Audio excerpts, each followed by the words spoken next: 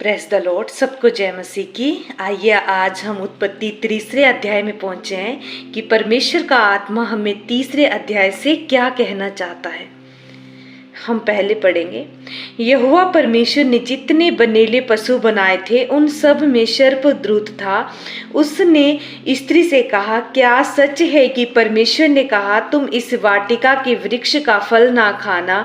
स्त्री ने सर्प से कहा, इस वाटिका के वृक्षों के फल हम खा सकते हैं, पर जो वृक्ष वाटिका के बीच में है उसके फल के विषय में परमेश्वर ने कहा है कि ना तो तुम उसको खाना और ना उसको छूना, नहीं तो मर जाओगे। तब सर्प ने स्त्री से कहा, तुम निश्चय ना मरोगे, वरन परमेश्वर आप जानता है कि जिस दिन तुम उसका फल खाओगे उसी दिन तुम्हारी आंखें खुल जाएंगी और तुम भले बुरे का ज्ञान पाकर परमेश्वर के तुल्य हो जाओगे। अतः जब स्त्री ने देखा कि उस वृक्ष का फल खाने के लिए अच्छा और देखने में मनभाव और बुद्धि देने के लिए चाहने योग्य भी है, तब उसने उसमें से तोड़ कर खाया और अपने पति को भी दिया और उसने भी खाया। तब उन दोनों की आंखें खुल गई और उनको मालूम हुआ कि वे नंगे हैं, इसलिए उन्होंने अंजीर के पत्ते जोड़ जोड़ कर लंगोट बना लिए। तब यहोवा परमेश्वर जो दिन के ठंडे समय वाटिका में फिरता था का शब्द उनको सुनाई दिया। तब आदम और उनकी पत्नी वाटिका के वृक्षों के बीच यहोवा परमेश्वर से छिप गए। तब यहोवा परमेश्वर ने पुकार कर आदम से पूछा, तू कहाँ है? उसने कहा, मैं तेरा शब्द बारी में सुनकर डर गया, क्योंकि मैं नंगा था इसलिए छिप गया। उसने कहा, किसने तुझे बताया कि तू नंगा है? जिस वृक्ष का फल खाने को मैंने तुझे मना किया था, क्या तूने उसका फल खाया है? आदम ने कहा, जिस स्त्री को तूने मेरे संग रहने को दिया है उसी ने उस वृक्ष का फल मुझे दिया और मैंने खाया। तब यहोवा परमेश्वर ने स्त्री से कहा, तूने यह क्या किया है? स्त्री ने कहा, सर्प ने मुझे बहका दिया, तब मैंने खाया। परमेश्वर का न्याय। तब यहोवा परमेश्वर ने सर्प से कहा, तूने जो यह किया है इसलिए तू सब घरेलू पशुओं और सब बनेले पशुओं से अधिक शापित है। तू पेट के बल चला करेगा और जीवन भर मिट्टी चाटता रहेगा, और मैं तेरे और इस स्त्री के बीच में और तेरे वंश और इसके वंश के बीच में बैर उत्पन्न करूंगा। वह तेरे सिर को कुचल डालेगा और तू उसकी एड़ी को डसेगा। फिर स्त्री ने उनसे कहा, मैं तेरी पीड़ा और तेरे गर्भवती होने के दुख को बहुत बढ़ाऊंगा। तू पीड़ित होकर बालक उत्पन्न करेगी और तेरी लालसा तेरे पति की ओर होगी और वह तुझ पर प्रभुता करेगा।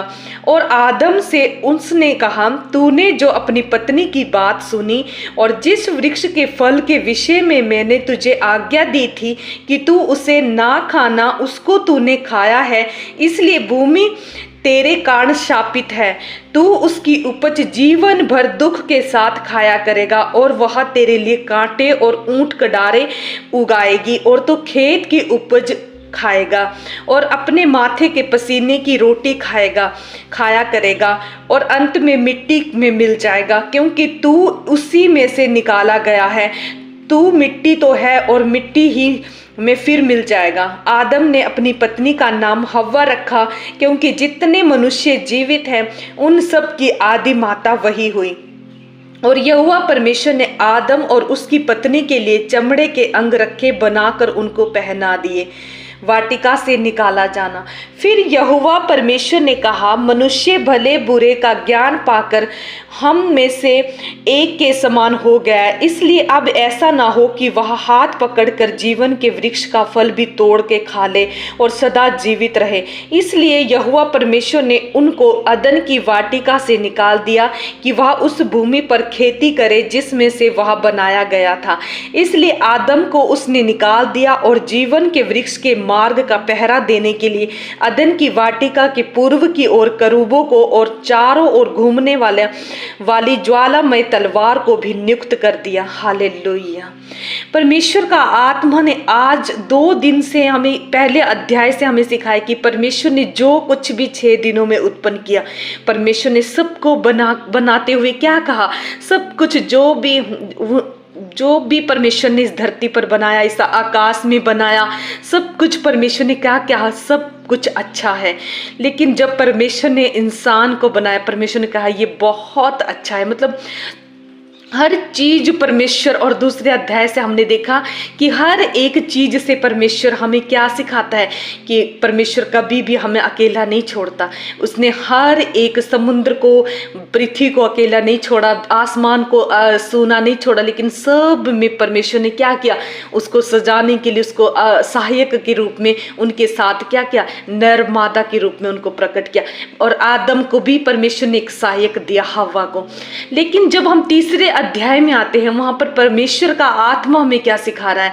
परमेश्वर का आत्मा कह रहा है कि परमेश्वर ने जो हव्वा को एक आदम के लिए सहायक के रूप में परमेश्वर ने भेजा था, और उस हव्वा के कारण से क्या हुआ, उसने क्या किया, शैतान के अपने मन का क्या लिखा है यहाँ पर कि उसने देखा, उस स्त्री ने देखा कि उस वृक्ष का फल कैसा है जो परमेश्वर ने उसको मना करा था, खाने के लिए अच्छा और देखने के लिए मनभाव और बुद्धि देने के लिए चाहने योग्य है, और उसको तोड़ कर खा लिया। तो आज परमेश्वर का आत्मा हमें इस अध्याय से सिखाना चाहता है कि आंखों की अभिलाषा, मन में उत्पन्न होने वाले पाप, और जो भी हम सोचते हैं वो भी क्या है, परमेश्वर के आगे पाप है ना। जो भी परमेश्वर की आज्ञा को हमारे अंदर शैतान हमारे अंदर डालता है कि तुम ये करो या तुम्हारे अंदर ये हो जाएगा, तुम अच्छे हो जाओगे, तुम बेहतर हो जाओगे, तुम मतलब कोई भी शैतान हमेशा हमें ऐसी स्थिति में लेकर जाएगा, ऐसे हमें दिखाएगा कि तुम परमेश्वर में बढ़ोगे या परमेश्वर के तुल्य हो जाओगे, परमेश्वर जैसे हो जाओगे, इसलिए तुम ये करो। तो हमें भी इतना चौकस परमेश्वर की आज्ञा को मानना है, इतनी चौकसाई से हमें परमेश्वर की आज्ञा को मानना है कि हमें ध्यान देना है, क्योंकि शैतान ने यीशु मसीह को भी वचन के द्वारा क्या क्या था, भरमाया था। और परमेश्वर कहता है कि आज झूठे भविष्यद्वक्ता भी खड़े हो सकते हैं जो वचन के द्वारा भी हमें भरमा सकते हैं। तो हमें कैसे रहना है, बिल्कुल सतर्क, हमें किसी मनुष्य पर भी भरोसा नहीं करना। परमेश्वर क्या भेजा है, हम सबके लिए सहायक भेजा है, जो पवित्र आत्मा का सहायक है।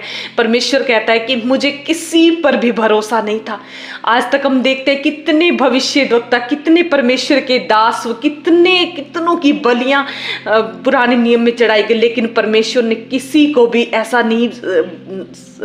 ऐसा किसी के अंदर नहीं पाया। तो उसको क्या करना पड़ा, इस धरती में जब पाप बढ़ता ही जा रहा था और किसी के द्वारा, चाहे कोई भविष्यवाणियां कर रहा हो, चाहे यशायाह हो, चाहे कोई भी हो, चाहे मूसा हो, किसी के भी द्वारा क्या हो रहा था, संसार क्या हो रहा था, और बुराइयां करने में लगा हुआ था। कोई किसी की नहीं सुन रहा था।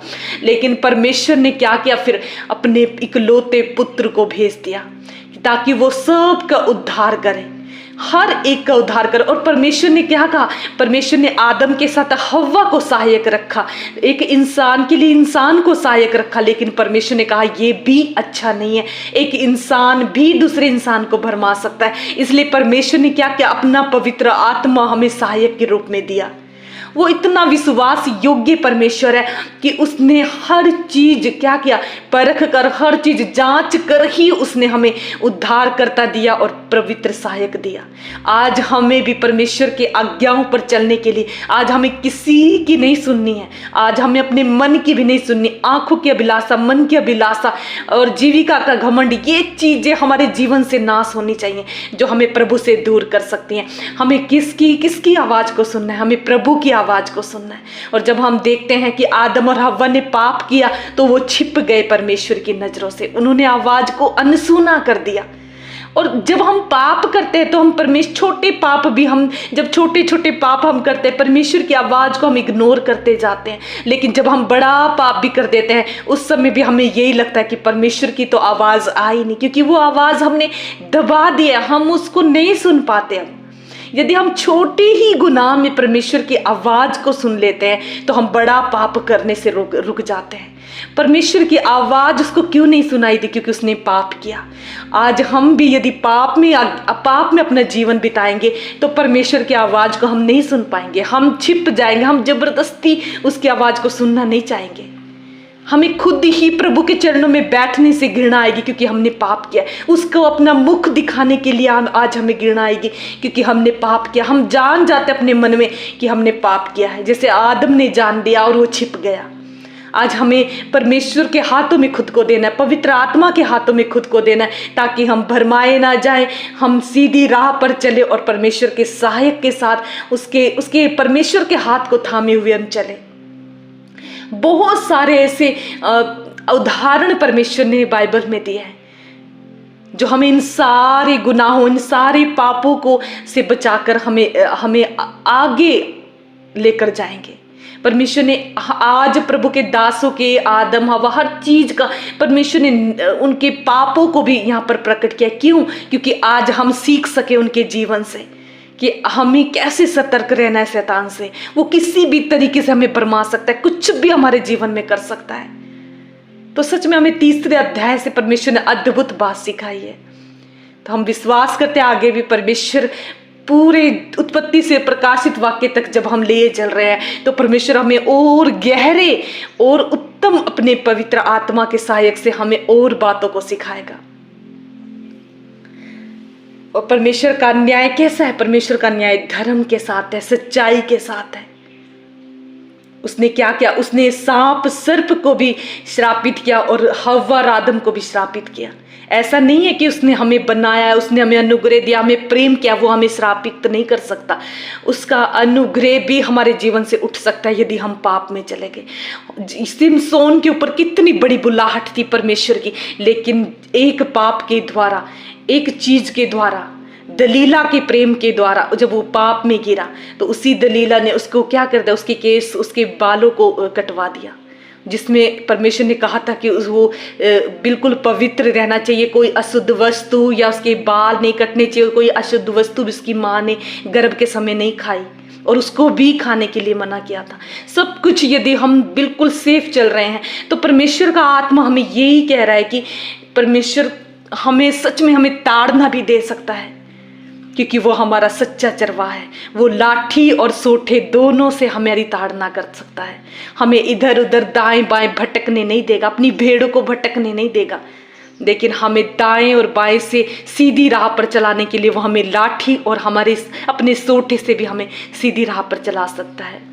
उसका अनुग्रह भी हमारे जीवन से उठ सकता है, उसका प्रेम भी हमारे जीवन से उठ सकता है यदि हम पाप करेंगे और प्रभु की आज्ञा नहीं मानेंगे। हमें आज भी सुधरने का समय है, हमें आज भी मौका है प्रभु की आज्ञा पर चलने का।